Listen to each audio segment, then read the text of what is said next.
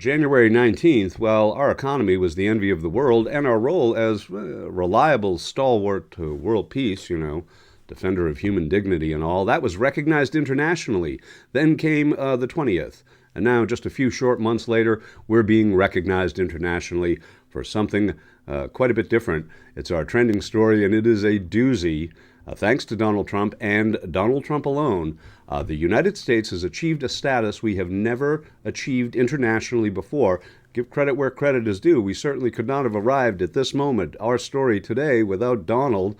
Oddly enough, as you're about to see, a harshly worded alert from a renowned international human rights monitor. It's our trending story.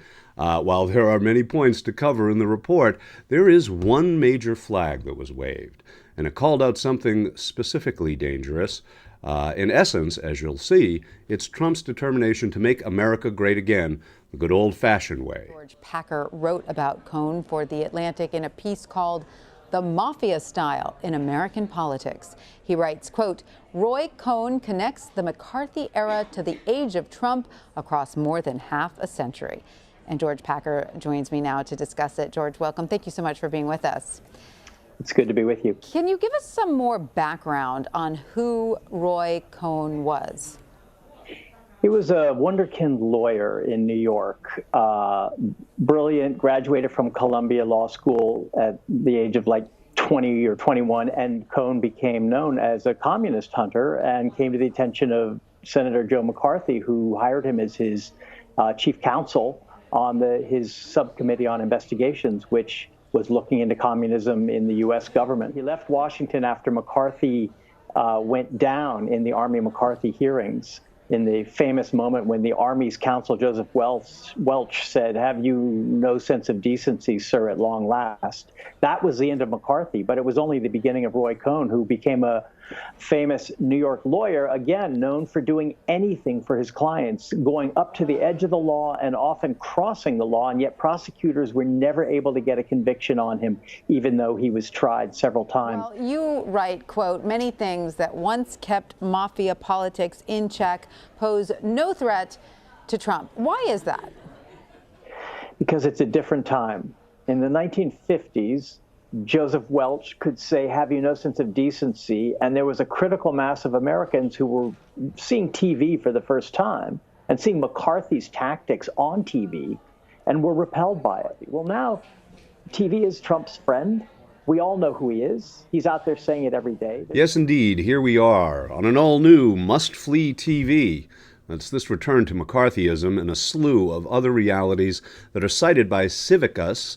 It's an international human rights monitor, and that's our trending story today, as you're about to see. Not flee. Stick around, because boy, oh boy, are you going to be proud of our new international recognition. McCarthyism is a recurring theme. It's the last time we saw anything like this happening. And that was not lost recently, actually, on Clay Risen, historian and author of Red Scare. That's a new book on the echoes of McCarthyism, evident today. On the other side of this, quick clip, the brutal international condemnation about the concerns causing anxiety in the international community and our new status in the eyes of the world. Well, so for example, just last year, Senator Vance, when he was senator, during the debate the sort of witch hunt around Haitian immigrants, refugees in Ohio who were supposedly eating dogs. And he was challenged with evidence showing that that was not true. And he said, well, it doesn't really, I'm paraphrasing, he said, it doesn't really matter whether this or that accusation is true. The larger point is true, which is that immigration is a problem for the United States. And so, all of these falsehoods are in service of a higher truth. And that was an argument that McCarthy used all the time and his defenders used. He would say, well, maybe I got this accusation wrong against this person, but it's still true that there are communists in the government. And so I'm making mistakes, but I'm trying to get to the truth. And that's very dangerous, right? Because of course he never did find communists, but people let him do this because he claimed to be fighting for some higher truth. Okay, here's a higher truth for you. It's our trending story.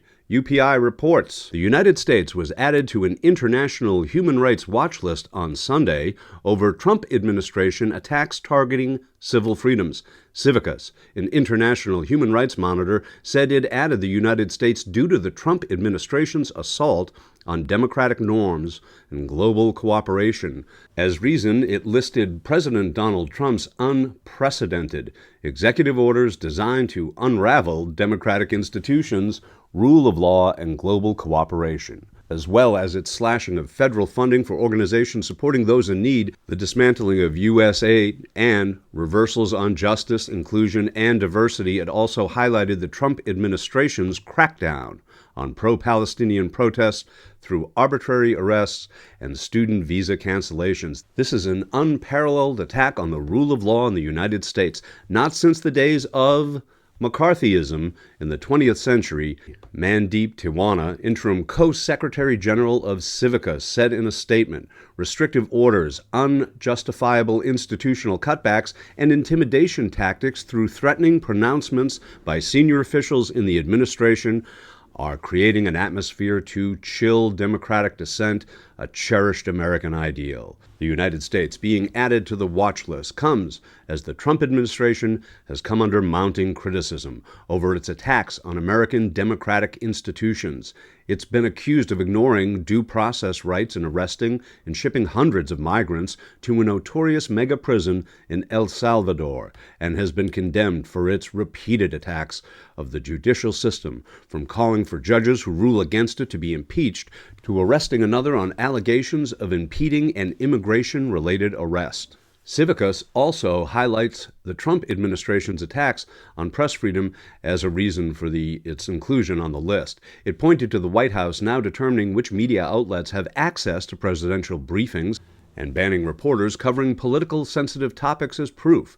The Trump administration seems hell-bent on dismantling the system of checks and balances, which are the pillars of a democratic society, Tiwana said. An administration hell-bent on dismantling the system of checks and balances.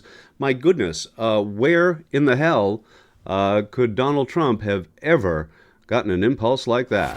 His contempt was so evident on his face. You knew you were in the presence of evil.